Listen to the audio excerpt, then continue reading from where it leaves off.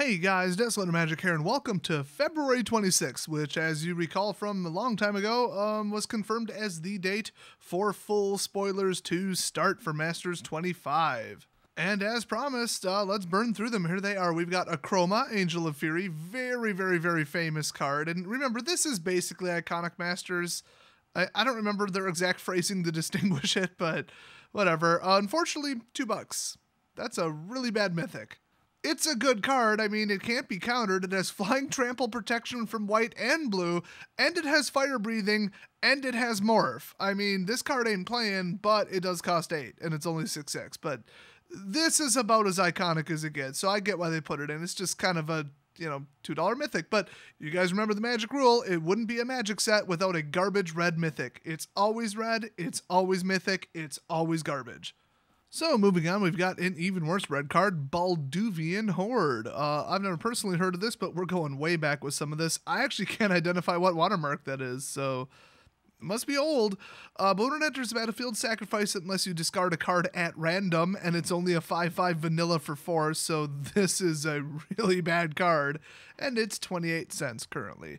Next up, Blood Moon. There we go. Non-basic lands are mountains. Should it be banned in Modern, or should stupid net deckers with their gimmicky cliches shut up about it?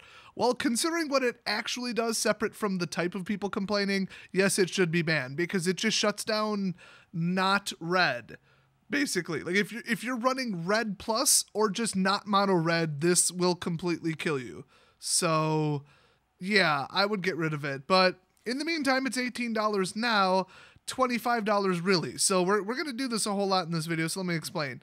Card Kingdom right now has it a pre-order for the 25th, Masters 25 version, and it's $18.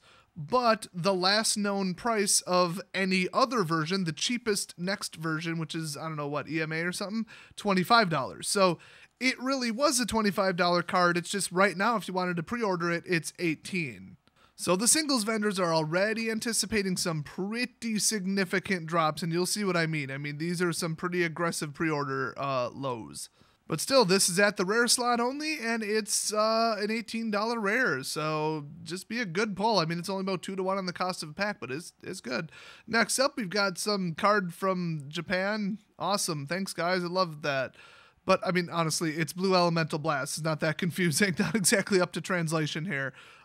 Choose one. Instant. Cost 1. Counter target red spell or destroy target red permanent. So, very specific.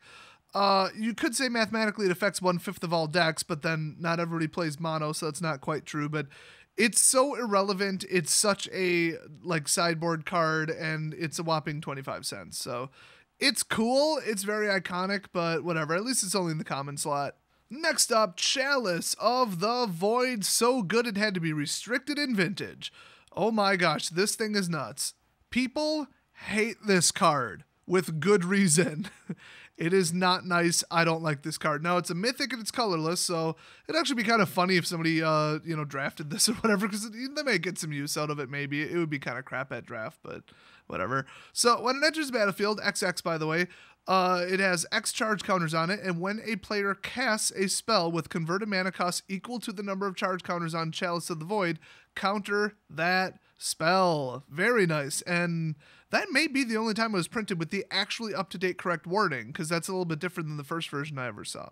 So it was a $75 card, but it is currently pre-ordering at $50. So that is some money in the Mythic slot, for sure. I mean, that would be a little bit of a jackpot there. Don't even know what the foil is, don't care. It would be a lot of money. Next up, Curse Catcher. Now, we really did need a reprint of this, badly. It's 1/1 for 1, Merfolk Tribal, nice, and sacrifice it, counter target instant or sorcery, unless its controller pays 1. So, Siren Storm Tamer is pretty good too, but I don't think that's a Merfolk. That's a Siren, probably. So there have been other versions of this. I mean, Judge's Familiar is a very similar version. It's actually literally the same card, but flying with a more flexible cost, but it's not a Merfolk.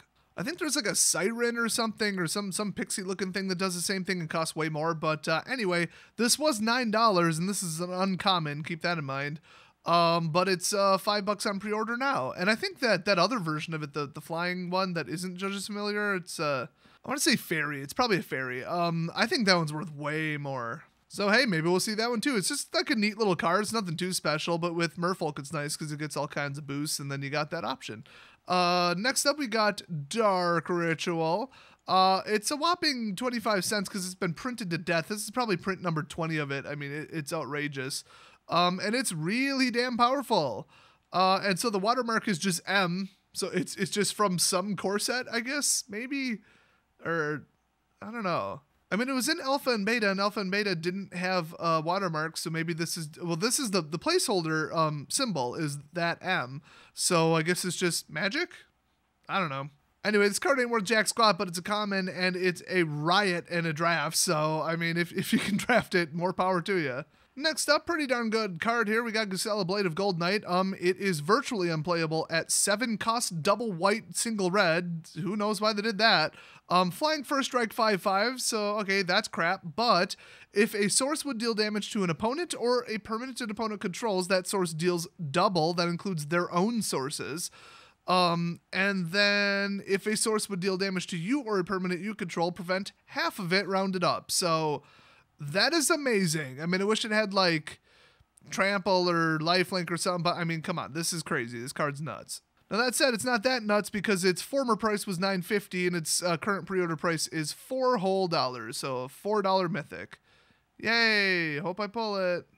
Next up, Goblin War Drums. Creatures you control have menace. It's a permanent enchantment, of course, costs 3. And if I'm not mistaken, that is the only time that this card was ever printed with the correct up-to-date modern wording. The rest had the mechanic for menace basically spelled out. So I think people will want this even though it's only 25 cents. Next up, we've got Hana, I believe it would be. I think that's the German spelling. I don't know. I'm sure she's just some SJW and can't spell it with an H because she's a rebel. Or I should say her parents were. Also, I'm taking it way too seriously because she's not real. But anyway, she's a legendary creature human artificer. Woo! Rare slot. Yay. White, blue. Favorite colors right here. Let's see what she does. I honestly have no idea what this card does. I've never heard of it before. But clearly she's like on the Weatherlight or something. I don't know. She's a 1/2, so that sucks. Better be good. You pay 3 tapper. Return target artifact or enchantment card from your graveyard to your hand. I mean, you gotta cast it again, but if you have an ETB or it's just something really important that you need, like, that's kind of cool. So I could see her going in some decks. I mean, she's not bad. She was $2.50, now she's $1.50 though, so it's really not a good rare. Okay, here's a card for you. Imperial freaking Recruiter. Dude, is that Garrett weighing on that card? Anyway, when it enters the battlefield, search your library for a creature card with power 2 or less, reveal it, put it in your hand, then shuffle your library. So, doesn't put it directly into play, but you can go fetch some like weird stuff that costs 2 or 0 or, you know, all these little gimmicky cost-based fetch stuff. I mean, I don't even remember what decks this all goes in, but I know it's like really important. So here's the deal. Okay, so he's a red mythic, so you already right off the bat assume it's $2, but you'd be wrong. Because it was $120. Okay, that was the promotional edition. The what is that? Portal something 3 something K. I don't. It's so old. It sounds like it's not even. It sounds like Warhammer 40K. I don't know. I looked it up. Whatever that title was when I looked it up and gave it crap. That version's 200. I don't know how the promo is less. I have no idea. I guess because that actually is a really old set, like way older. But this pre-order version is only $60. Still $60 mythic. Yeah, thank you. I'll take it, please. Thanks. Next up, I have no idea why this is on the list. Jace the Mind Sculptor. Surprise, guys. Didn't you know he was in there? He is currently selling for 100 pre-order, and he was, or no, not he was 130. He was 60, actually, or like 56 or something like that. That was before the announcement, before the unban, whatever. And then he went up. But right now, the first not 25th Masters version is 130. I think that might be EMA. I don't know. I can't imagine why that would be $30 more. I really can't think of any reason whatsoever. So that's where he's at. We'll see if he actually goes into deck. I don't think he's going to make it into that many decks. Next up, we got Living Wish. Pretty famous card here. You may choose a creature or land card you own from outside the game, reveal that card, and put it into your hand. Exile Living Wish. Of course, this only applies to the sideboard. Now, as much as I want to call somebody a nut job for putting lands into their sideboard just to play this, it doesn't say basic land. This plus Champion of Ronus, and you've got an Emrakul on, what, turn 3 or 4 or something? I mean, with an Elvish Mystic, you got it damn early, that's all I know. So this actually was a $4 card, but right now it's selling for $150. Next up is Murder. It's been printed to death. I think it's, no, it's not still legal. I think it was an Eldritch Moon. But anyway, 25 cents. But, it's a classic card. Duh. I mean, it goes way back. They chose the M13 stamp for this one. So there's your M13. Wish it would have been Wall of Ice. Would have been a better choice. Oh, wait, I mean Wall of Frost. I believe that's the name of it. Love that card. Next up, another card that they just will not stop printing, Niv Mizzet, the Firemind, and they won't stop printing it even though nobody wants it. It's a 4/4 for 6 flying, oh boy, and whenever you draw a card, it deals 1 damage to target creature or player, and then you can tap it and draw a card. So if you happen to give him Vigilance, woo! Unfortunately, he was only $1.29, and he is currently 79 cents on pre-order, so not that popular of a card, especially when it costs 6. Next up, I don't know what's going on with this. Somebody had a digital leak of this, and now somehow we have a foil, cell phone picture. I have no idea what's going on. I didn't follow the rumors with this. I don't know. This is one of my all-time favorite cards. It's in the top 5 favorite cards for me personally in the entire history of Magic. It's in one of my modern decks. I way the hell overpaid for heavily played cards at 30-something a while ago. But they were selling for 25 recently. And they're 18 now on pre-order. And this is one of the most powerful black creatures ever printed in the entire game. With respect to its cost. As far as actual playability power. I mean, there's plenty of 8 costs that are wonderful, but good luck getting them out. Needless to say, people put this in Black Devotion. Imagine that. This can single-handedly just end the game. Just read it. It's a 5/5 trampler for 4, so that's already damn good. And whenever a source deals damage to it, that source's controller sacrifices that many permanents. Okay? Just damage, not combat damage. They can hit this with a lightning bolt, and they now have to sacrifice 3 permanents. This thing is so difficult to kill. I mean, all you have to do is remove its ability, turn it into something, exile it, sacrifice it, whatever. It's not that hard, but I mean, you certainly aren't going to stop it in combat, and you're certainly going to be dead in, 4 swings. But then again, a 0/6 wall stops this forever. So, whatever. But still, just because things stop it doesn't mean it's not good. And it's really quite expensive, and I need more of these. Next up, Pillage. Destroy target artifact or land. It can't be regenerated. Costs 3. For land destruction, cost 3 is a sorcery double red. I mean, it's not that bad, and it can't be regenerated. So, hey, that's classic, but bad news, guys. It's only 20 cents. Then we've got, oh my god, did I call it or did I call it? I guess. Sky Raider of Care. Or maybe Cur. Or maybe I don't cur because it's a made-up word. Hey, what do you think about it, Stimpy? I don't care. My sentiment as well. Speaking of not caring, this is $1. It was formerly $1.50. So another quality mythic in this set. I'm starting to worry. Are you guys starting to worry? I mean, this is cool and there's some money cards in it, but boy, are there some not money cards in this. But I thought it would be very, I don't know, I wouldn't really say polarized, but I thought it would be like this. I knew they would be ooh, Pillage, that's a famous card. Oh my god, frickin' Dark Ritual. How would you not put Dark Ritual in a Masters 25 set? It's super, super iconic. So I think they were just here, have a $100 card. Here, have a $60 card, $50 card, $20 card. Just boom, boom, boom, boom, boom, money. And then the rest is just we just wanted to put it in. Niv Mizzet's, famous.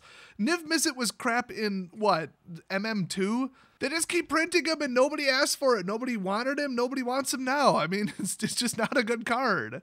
Fevered Visions is a better card than that. But why am I so excited about this and why am I just wailing on the told you so button right now?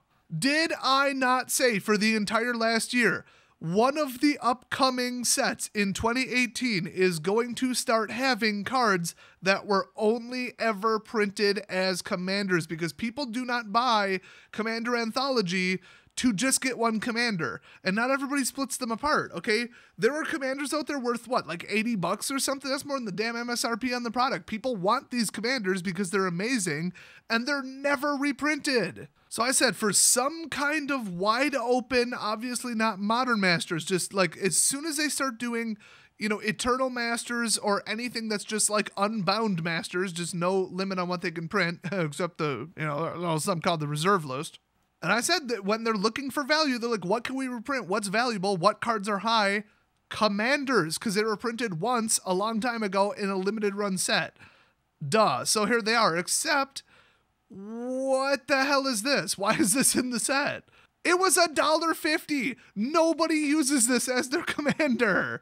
Cue everybody who's using it as their commander down in the comment section. I mean, there are better dragon commanders than this. I don't know about those colors, though. Maybe just nobody's doing that. Whatever it is, this was only ever printed as a commander, and here it is. So I was 100% right, and I guarantee they're going to keep doing it. What I don't understand is if you're going to go to the commanders for reprints because that's where the value is, why the hell would you put in $1.50 mythic?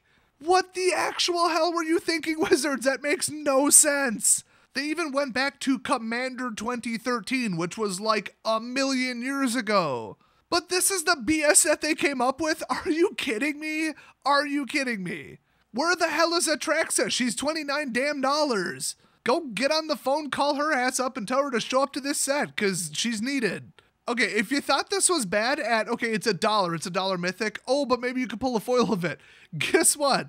100% of this card is already foil. Like, all existing copies of this were foil because it was the front card, unless I'm wrong and that's not how they did things back then. But I didn't play back then, but I assume since it was the front card that it's foil. So you just got kicked in the nuts on both sides. Anyway, moving on, we got something from Japan again. Oh, look, it's Red Elemental Blast. What the hell does this do? I forgot. Let's see. It's 1 cost red instant, common, yay. It's 25 cents, hooray. Counter target blue spell and destroy target blue permanent. So, gonna take a while, guess they probably all do that. The only question I have besides why is this in the set is what happened to that guy's finger? All right, next up, it's Sundering Titan. I do believe that's the answer to what card was on the 3rd booster artwork. I think that after about the 14 or so guesses I saw, nobody guessed this one. Good job, guys. FYI, it's not Platinum Imperium or Blightsteel, whatever. Now, I said that, you know, the plating and the roundness, it just really looked like a mirror. Even though I knew it wasn't, you know, an actual mirror, it just looked like it was from the same place. Now, I know the mirrors were in Mirrodin and the Phyrexian sets and all that, and then this was in Darksteel. I don't remember if those are from the same plane, but if they were, then I was right. So, yay. Actually, no, come to think of it, there were mirrors in Darksteel, so of course I'm right. So at least I got close with that one. It's possible I said it might be Sundering Titan. I named like 10 cards it could be, so whatever. Oh, I actually literally named every single golem that was rare or mythic, so I must have named this one. So there you go. You just throw enough stuff out there, one will stick. So yay, I got it right. Kind of. So unfortunately, this was a $3.50 card. Now it's $1, so another waste of rare slot. When enters the battlefield or leaves the battlefield, choose a land of each basic land type, then destroy them. That's always a good party trick. It's also a 7/10, so hey. And yeah, you bring this in, it'll wreck some crap, so yeah. It's virtually unplayable in draft, though. So it's going to be the rare that nobody picks. Next up, Thalia, Guardian of Thraben. Okay, it's a 2/1 first strike, non-creature spells cost 1 more. It's kind of a clever card for 2. I mean, a 2/1 first striker for 2 is just like good.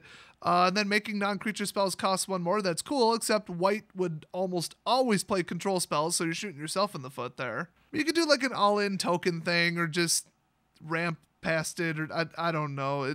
It's honestly not that great of a card, and I say that because I'm adding insult to injury, because if I'm not mistaken, this is the Thalia, as he calls it, that MTG Lion bought up, what, 200 of or something? He's sitting on him, he's like, oh, they're going up and up and up and up and up, but I'm going to wait to sell them. Well, they just reprinted it, so have fun with that kick in the nuts. I think he's said the word Thalia on his channel at least 1,000 times. He was parading it around like his star achievement in investing. Well, guess what? It was 16 bucks. Now it's 13, and it's only going to get worse. So have fun with that. But this will be a heavy draft pick. I mean, this card's nuts. Like, it limited a 2 first strike. Like, that'll pause some things. Unfortunately, the side effect is going to be pretty bad. Non-creature spells going up 1. Ooh. That's going to affect you just as much as them, unless you build your whole deck around it, which is a format called Constructed, not Draft. Anyway, enjoy your massive loss of money because you don't know when to sell stuff, Lion. And finally, we've got Vindicate, which arguably is a better version of Anguished Unmaking. Better is relative because this only destroys it, but you don't lose 3 life, so you know, that's an upside. And this card is currently $7, so it's nice. I mean, it doesn't quite pay for the cost of a pack, but it's all right. I just like the card. I like white. Well, white blue is my favorite, but white black's my second favorite combo. So I like this card. I have no idea what's going on in that artwork, but it looks like one giant freaking explosion, and I love it. It actually kind of looks like something from like Outlaw Star, which is the greatest anime ever made. If you disagree with me in the comment section, I will drive to your house. I will find everything you care about in your entire house or apartment. I will put it in a pile. I will dump lighter fluid on it, and I will light it on fire.